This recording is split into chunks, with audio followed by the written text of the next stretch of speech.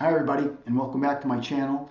Today I'd like to continue the video that I posted recently that involves gluing up 5 pieces of wood into a 5-piece laminate neck, clamping it, planing it, and getting a finished blank as a result that I can then slap on my CNC machine and use that to carve a neck. So as you can see, this one's very much like the one I showed you in my last video. The only real difference is that it has purple heart stringers rather than Jatobus stringers. Um, Otherwise, all the other wood is hard rock maple, the outer wings, and then the center strip. So I'm going to show you and kind of walk you through the process of taking it out of the clamps and then running it through the planer, and then I'll come back and talk about just make some other observations about this neck blank and things you might notice in terms of the process. So as with the last video, I'm going to run this at 4 times speed because frankly it's kind of boring and self-evident what I'm doing here. I'm removing all of the clamps. You'll notice that there's like a little pile of glue remnants. That's from when I was sort of scraping off excess squeeze out yesterday after I clamped it together.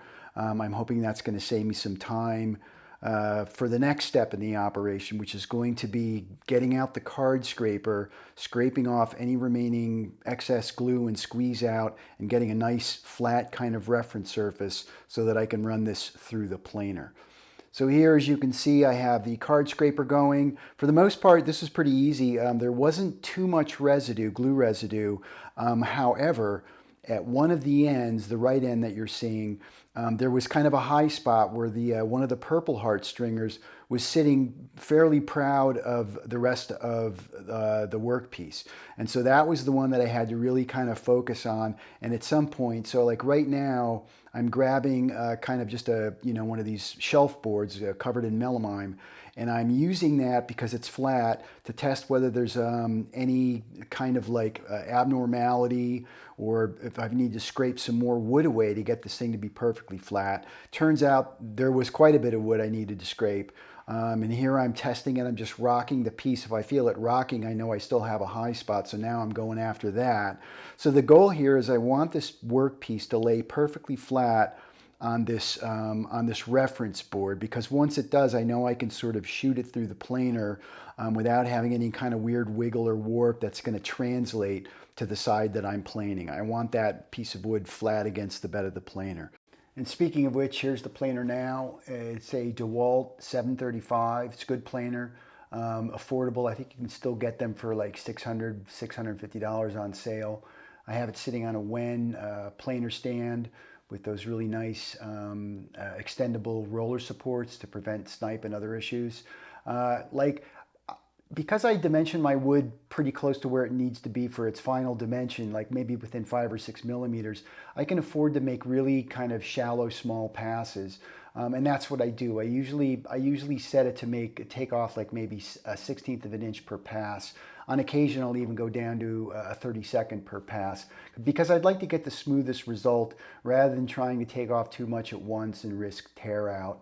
Another thing that I'm doing is occasionally checking my final dimensions. As I've said, I want to get this between 41 and 40 millimeters, so I'm using my digital calipers to do that, because for sure I don't want to go lower than that, because then I won't be able to use the piece. And that's pretty much the planing process. So a couple of observations before I wrap this video up.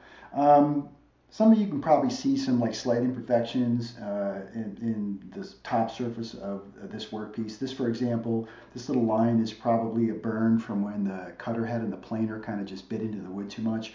All that's fine. Any other imperfections you see on this face are fine, because this is going to be the top of the neck, and I don't need to worry so much about what this looks like aesthetically, because it's mostly going to be covered by the fingerboard, which is going to run along here. As you can probably see, I've got this marked as the heel. That's where the heel of the neck's going to be. I've marked the southwest corner. That's to orient the piece for when I put it on the CNC machine and have it carve it. Up here is going to be the headstock. Again, this is not really the final surface of the headstock, because the headstock is angled. It's going to start here and sort of angle downward. So I don't really know what the headstock is going to look like in terms of the grain and whether it has any discolorations or any imperfections until I get down to that level of the surface of the headstock. The same is true basically for the rest of the neck. The neck itself is going to be about maybe 20 millimeters thick. And it's going to sort of run the whole length, and then it's going to angle into a headstock that's probably about 14 millimeters thick. So a lot of the wood you're looking at right now is going to be gone, and probably more than half of it, frankly. And part of the deal of woodworking is that you start with a blank and then you chisel away all the excess and end up with your piece. And you have to take it on faith that the grain that's left over doesn't have any imperfections, like a knot or an ugly brown streak or something like that, or something that's going to make it aesthetically displeasing. But that's the drill, and that's how you make an instrument. It's a leap of faith, and when I put this thing on my CNC machine and carve it out, I will sort of know the final result, and I hope to share that with you in my next video. So see you all then. Take care.